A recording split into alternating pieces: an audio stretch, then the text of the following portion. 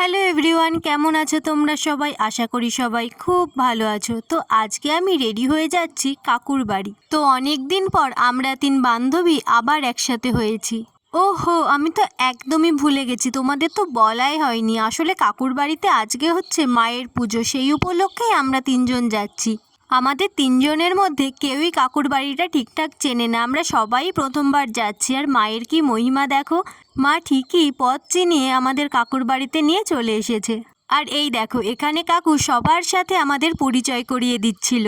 আমি ভেবেছিলাম নতুন জায়গায় যাচ্ছি আর সবাই নতুন মানুষজন, কাউকেই তেমন চিনি না, তাই আজকে আমি আর ভিডিও বানাবো না। কিন্তু কাকুর কড়া নির্দেশ ছিল যে আমার বাড়ি এসে তোমাকে ভিডিও বানাতেই হবে। আর ওই দেখো দূর থেকে কেমন ঘাড় নাড়িয়ে বলছে, দেখো বানাও বানাও, ভিডিও বানাও, কেউ কিচ্ছু বলবে না। এদিকে তো পুজো হচ্ছিল আর আমরা 3 বান্ধবী এতদিন পর এক জায়গায় হয়েছি, আমরা কি আর মুখ বন্ধ করে থাকতে পারি? তাই আমরা চলে আসি পাশের একটা ঘরে। এতদিন পর এক জায়গায় হয়েছি, তো আমরা যদি একটু গসিপই না করলাম, ওর হাড়ির খবর না শুনলাম, তাহলে আর কি করলাম তোমরাই বলো।